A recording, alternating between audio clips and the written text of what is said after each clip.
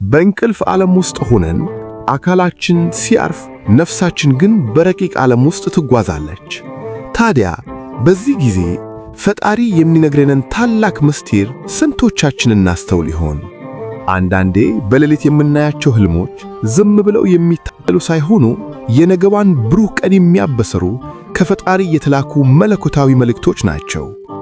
ዛሬ የምነግራችሁ እነዚህ 5 ህልሞች የብዙ ሰዎችን ሕይወት ወደ ማስተዋል የመለሱና እናንተም ጋር ትልቅ ለውጥ የሚያመጡ ናቸው።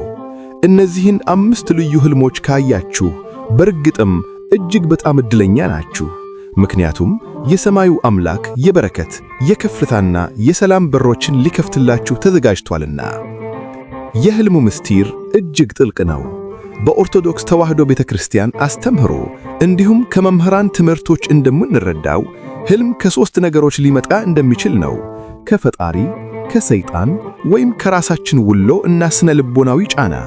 ሆኖም ዛሬ የምንዳሰሳቸው 5ቱ ህልሞች መንፈሳዊ ትርጉማቸው እጅግ የገዘፈ ከፈጣሪ ዘንድ የሚላኩ የምስራች መልእክቶች ናቸው። መንፈሳዊ ሕይወታችሁን፣ ስነ ልቦናችሁንና ዓለማዊ ኑሯችሁን የሚያረሰርሱት እነዚህ 5 ህልሞች ምን እንደሆኑ በመቀጠል በዝርዝር እንመለከታቸዋለን። የከበረ ማዕድን ስታገኙ። በህልማችሁ ወርቅ፣ አልማዝ፣ ዕንቁ ወይም ማናቸውንም የከበሩ ማዕድናት መሬት ቆፍራችሁ ስታወጡ ወይም በድንገት ወድቆ አግታችሁ ካያችሁ ይህ እጅግ ታላቅ የሆነ የጸጋና የበረከት ምልክት ነው። የከበረ ማዕድን በተፈጥሮ ተደብቆ የሚገኝ ዋጋው እጅግ ውድ የሆነ ሀብት ነው። በመንፈሳዊው ዓለም ይህ ህልም ፈጣሪ ለእናንተ ያዘጋጀውን ነገር ግን እስካሁን ያልተገለጠላችሁን ጥልቅ ጸጋና ጥበብ ያመለክታል። በስነ ልቦናው ረገድ ደግሞ በውስጣችሁ ያለውን ነገር ግን እናንተው ራሳችሁ ገና ያላወቃችሁትን ድብቅ ተሰጥኦ ወይም ፖቴንሻል ማግኘታችሁን ያሳያል። በመጽሐፍ ቅዱስ በማቴዎስ ወንጌል ምዕራፍ 13 ላይ ደግሞ መንግሥተ ሰማያት በእርሻ ውስጥ የተሰወረውን መዝገብ ትመስላለች፣ ሰውም አግኝቶ ሰወረው፣ ከደስታውም የተነሳ ሄዶ ያለውን ሁሉ ሸጠ፣ ያን እርሻ ገዛ እንደሚለው ይህ ህልም በሕይወታችሁ ያልጠበቃችሁት ትልቅ መንፈሳዊ ሆኖ ቁሳዊ በረከት ሊመጣ መሆኑን የሚያበስር ነው። ስለዚህ ይህን ህልም ስታዩ ፈጣሪ የሰጣችሁን ጸጋ ለመጠቀም ራሳችሁን አዘጋጁ። 2. ስትበሩ መመልከት።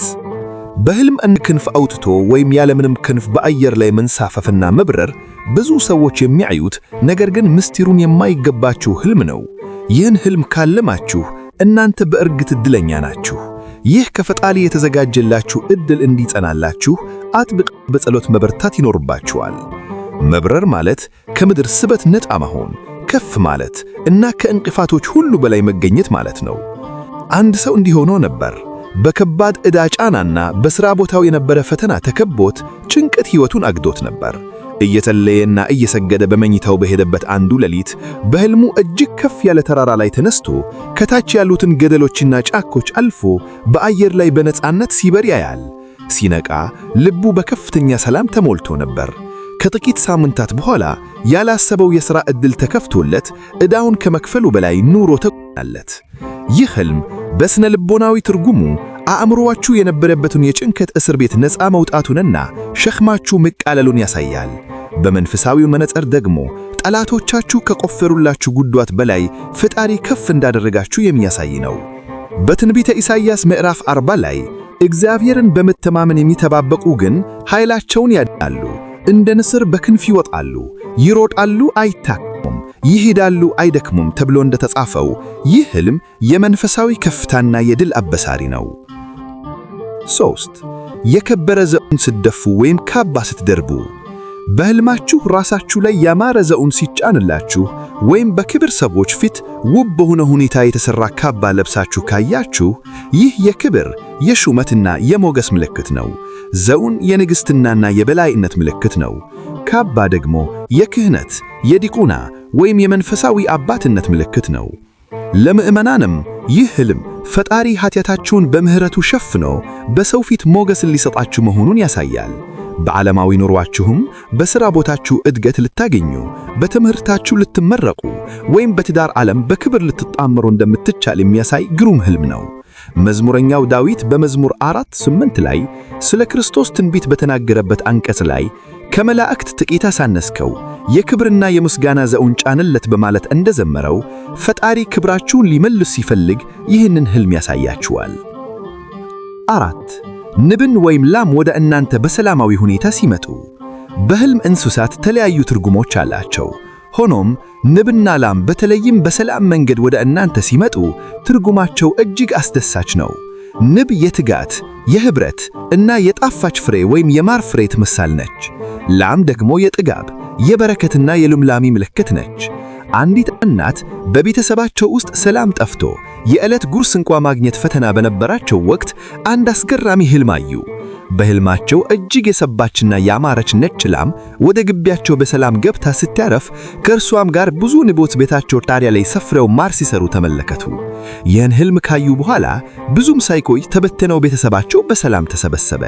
የጀመሩት አነንስ ንግዱም አድጎ ቤታቸው በበረከት ሞላ።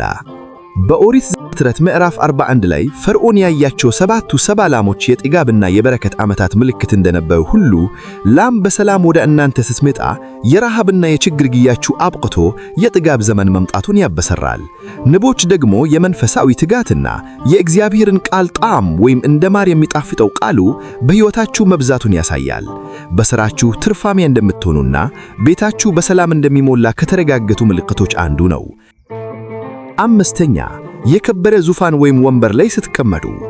አምስተኛውና መጨረሻው ዕድለኛነታችሁን የሚያሳየው ህልም በአማረና በከበረ ዙፋን ወይም ወንበር ላይ ተቀመጣችሁ ማየት ነው።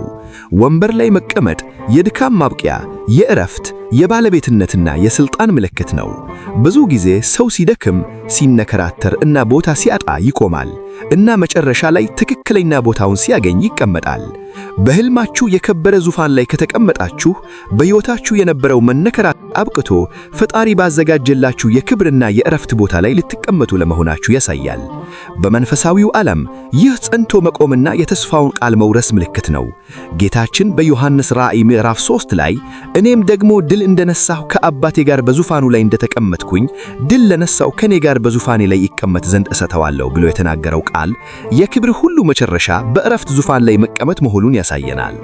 በዓለማዊ ሕይወታችሁም ኃላፊነት፣ መረጋጋት እና የተከበረ የኑሮ ደረጃን መጎናጸፋችሁን ያበሰራል። ተወዳጆች፣ እነዚህን 5 ህልሞች የከበረ ማዕድን ማግኘት፣ መብረርን፣ ዘውን ወይም ካባ መልበስ፣ ንብና ላም በሰላም ወደ እናንተ ሲመቱ እንዲሁም በከበረ ዙፋን ላይ መቀመጥን በህልማችሁ ካያችሁ በእርግጥም እግዚአብሔር ፊቱን ወደ እናንተ መልሷል፣ የችግራችሁም ዘመን አልፏል። ነገር ግን የቱንም ያህል ያማረ ህልም ብናይ በስነ ልቦናዊ መረጋጋትና በመንፈሳዊ ትጋት ካልታጀበ በራሱ ብቻውን ፍሬ አያፈራም።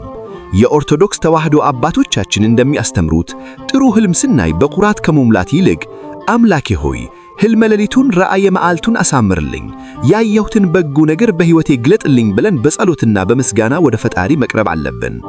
በዓለማዊ ሕይወታችንም የተገለጠልንን የተስፋ ብርሃን እውን ለማድረግ በትጋት መስራት፣ ለሰዎች ደግ መሆን እና መንፈሳዊ ሕይወታችንን ማጠናከር ይጠበቅብናል። በመሆኑም ዛሬ ይህንን ቪዲዮ ከተመለከታችሁ በኋላ በሕይወታችሁ ያያችሁትን የተለየና ትርጉሙ ግራ ያዳተማችሁን ህልም አስተውሉ። ምናልባትም ዛሬ ካነሳናቸው ውስጥ አንዱ ሆኖ የሕይወታችሁ ትልቁ የለውጥ በር መክፈቻ ሊሆን ይችላልና። በሕይወታችሁ ያጋጠማችሁ እና ትርጉሙን ማወቅ የምትፈልጉት የተለየ ህልም አለ? ከታች ያለው አስተያየት መስጫ ላይ አካፍሉኝና አብረን እንወያይበት። የሕይወትና የሰላም ባለቤት ልዑል እግዚአብሔር ሆይ፣ በጨለማ ለምናየው ህልማችን የብርሃን ፍችን የምትሰጥ አንተ ነህ። የተጨነቀውን አእምሮአችንን በእረፍት አረጋግተህ ያየነውን በጎ ህልም ሁሉ በሕይወታችን በገሃድ እንድትፈጽምልን ቅዱስ ፈቃድህ ይሁንልን። በረከትን ለተራቡ ቤቶች ሞልተህ በእንባ ለዘሩት የደስታ ዘውንን አቀዳጃቸው። የሰላምና የጥጋብ ዘመን ለሁላችን ይሁን። ምስጋና ይሁን አንድ አምላክ ለሚሆን ለአብ ለወልድ ለመንፈስ ቅዱስ ዛሬም ዘወትርም ለዘላለሙም አሜን።